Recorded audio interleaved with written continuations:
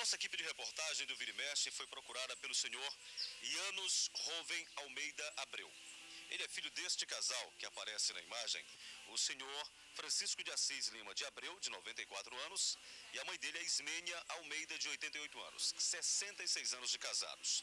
E, evidentemente, procurou a nossa equipe de reportagem porque, recentemente, há cerca de um mês, a sexta vara da família tomou uma decisão que surpreendeu a ele e até mesmo ao meio jurídico.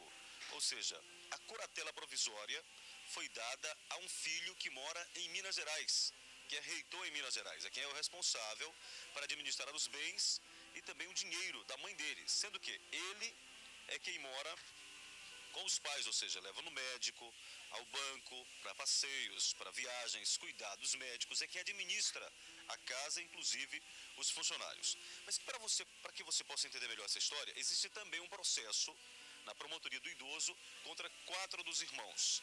Uma delas, no caso, veio a falecer, que é a Ana Guilhermina, mas os outros 3 irmãos que estão vivos e que estão sendo processados, o inquérito, ou seja, o processo, digo melhor, não anda. O Pedro Ângelo Almeida Abreu, que mora em Minas Gerais, em Diamantina, Minas Gerais, é o reitor, inclusive quem está com a curatela provisória.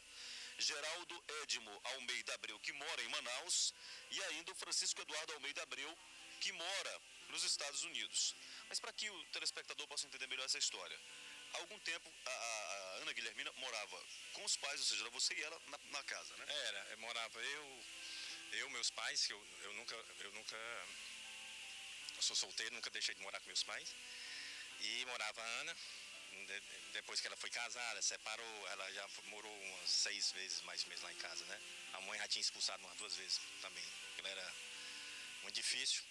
E também a Terezinha, né? E ela arquitetou que se trata de uma organização criminosa, eles. São bem orquestrados, eles. E ela ludibriou a justiça e me colocou na Maria da Penha, no caso que eu a perturbava. Se eu é que cuidava dela, também levava ela para o médico, no tratamento dela na Santa Casa, eu que ia internar e tudo. Saía de madrugada, a filha dela até me agradeceu, saía de madrugada para restaurantes, para buscar salada e tudo. E ela me botou na Maria da Penha. Ou seja, com o objetivo de que você saísse de casa para que ela pudesse ficar com os cartões. Os cartões e articular todo tirar eu de campo, literalmente. Literalmente eu saí de campo. O objetivo de administrar o dinheiro da sua mãe. Entendeu? E dopar e levar à morte. Porque eles querem, infelizmente, levar meus pais à morte. Um objetivo único e restrito financeiro. Financeiro, entendeu? Todos eles estão falando em sucessão, sendo os pais vivos. É a mesma coisa que está falando em óbito, atestado de óbito, se não existe óbito. Falando em divisão de bens com os pais ainda vivos. Entendeu? Não existe isso, entendeu? E quando eu tive o direito, em 15 dias depois que eu saí da Maria da Penha, quando eu retornei em casa, tá essa foto, eu flagrei meu pai. Agora, a foto, ela é chocante. Nós vamos na sequência das fotos para você entendendo a história, Edson e telespectadores. E a primeira foto que a gente vai mostrar é a foto do pai dele, aparentemente debilitado, dopado. E a gente tem uma outra foto dele, ou seja, a própria imagem dele, aqui mesmo, onde a gente está gravando a matéria, já bem lúcido, ou seja, com saúde, depois de passar uma semana em um spa para se recuperar da dopagem pela qual ele passou. Isso foi, inclusive, constatado através de documentos e de exames.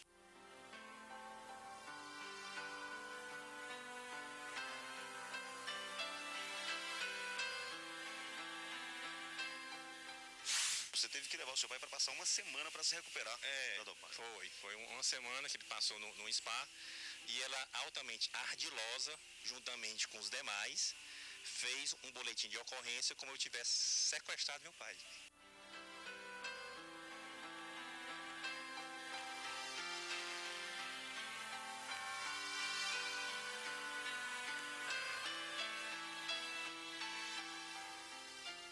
Essas fotos, ela passou mal porque não vinha tomando a medicação de forma correta? A sua irmã não dava medicação? Não dava medicação. No dia 10 de janeiro, eu fui chamado ao restaurante, ao Pé da Vila, que ela frequenta, que inclusive ela tem uma mesa e ela tem uma placa alusiva em homenagem do restaurante a ela, que o pessoal gosta muito dela. E aí eu levar ela ao hospital, né? A toalha branca ficou encharcada, vermelha, né? E quando eu cheguei no hospital, na Unimed, ela sem nenhum documento, ela sem a carteira, eu tive que acionar a polícia para ela poder entrar no hospital. E depois, quando ela foi atendida, o médico chamou a pessoa que estava acompanhando e ela me chamou, que se por sorte a sua mãe não vira anjinho.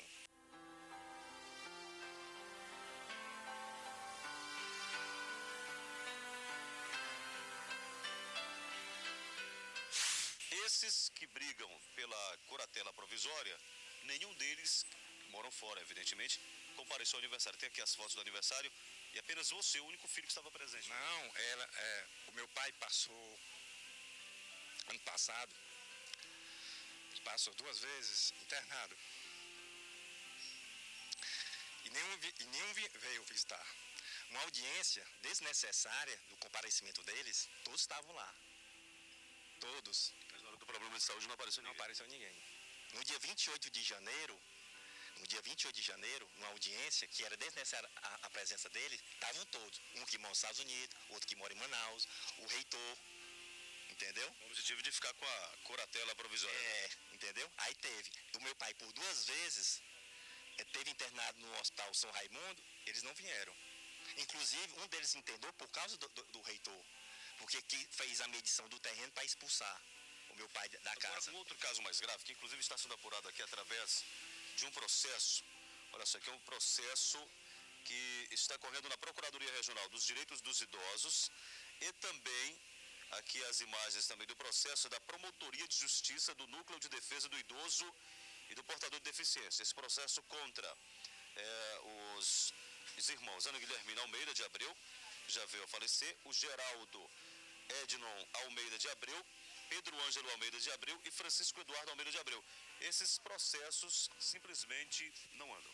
Não andam. Eu acho muito estranho também, entendeu? Inclusive nesse processo, eu acho que fala em sequestro, maus tratos, a questão dos medicamentos. É esse fato que eu queria citar para que o telespectador também possa ter uma noção da gravidade do fato. Ela pegou sua mãe aqui no restaurante e levou para Manaus sem a sua mãe saber que estaria viajando. Eles são ardilosos, eles são ardilosos. Se trata de uma organização criminosa, entendeu? Eles teve um dia que num período que eu estava afastado de casa, essa Ana Guilhermina chega no restaurante para apanhar, dizendo que era na casa de um jantar na casa de uma prima. Na verdade, era para levar ela para Manaus sem ela saber. Mas só que ela disse pro proprietário que imediatamente ela estava indo imediatamente para o aeroporto para deixar ela em Manaus. Ou seja, tudo isso está no inquérito, no processo, na verdade, dessas promotorias que eu acabei de citar. Ainda tem o caso do cárcere privado, que ela passou 3 meses em um apartamento. Depois disso, ela quando ela perdeu quando eu retornei ao meu lar definitivo, ela simplesmente a levou para Manaus, passou 1 mês lá, teve uma briga com a cunhada, certo? Que é a mulher do Geraldo. Ela não deve ter concordado, entendeu?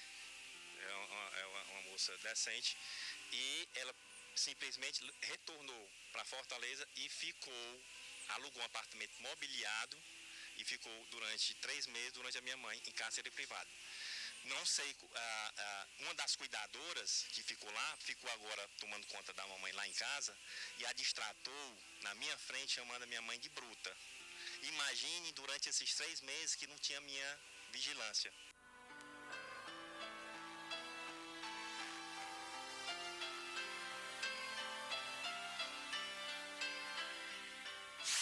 Portanto, o telespectador que está acompanhando o Vira e Mexe, o objetivo do Janus Hoven, primeiro, é que justiça seja feita, porque esse caso está na 6ª vara, tá certo? Na 6ª vara de família que tem à frente a doutora Edna Martins. E agora, há cerca de 30 dias, foi tomada essa decisão, onde um filho que mora em Minas Gerais, em Diamantina, é quem está com curatela provisória, quando na verdade você é quem mora com os pais. Na verdade você está expondo esse caso na mídia para que justiça seja feita. Né? Eu acho interessante que a doutora Edna, ela tem todo o conhecimento, porque eu já coloquei todos os fatos em petição. Falei com ela pessoalmente.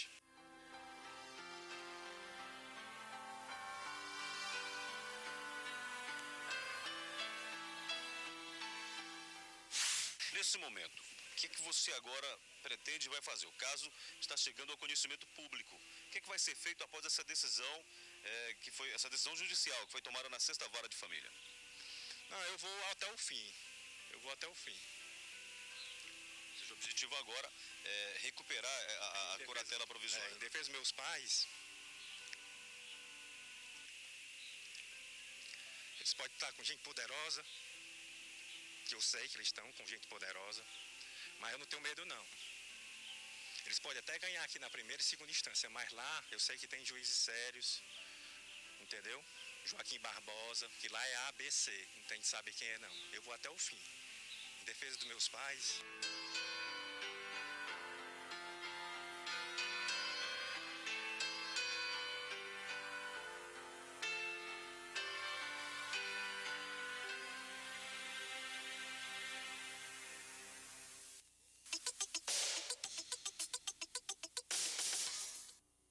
O entrevistado no Vira e Mexe é um advogado, Janusz Hoven, é filho do casal. E ele acusa os próprios irmãos de quererem se apoderar dos bens dos pais e por isso o casal vive em situação de maus tratos, de cativeiro. A produção do Vira e Mexe procurou um dos filhos do casal, Pedro, que é um dos acusados de fazer parte do esquema de maltratar os pais. Os pais têm uma pensão de 15 mil reais por mês. Isso aí já chama atenção. Os pais, o casal de idosos, têm uma pensão de 15 mil reais por mês. Nós tentamos conversar com o Pedro, que é um dos acusados aí, pelo próprio irmão, de maltratar os pais para passar a mão no dinheiro. Não localizamos o Pedro. Se alguém, filho do casal, quiser participar do Vira e Mexe, para contraditar, para ir para o contraditório do que disse o advogado, de que é filho também do casal. Agora, tem uma questão estranha.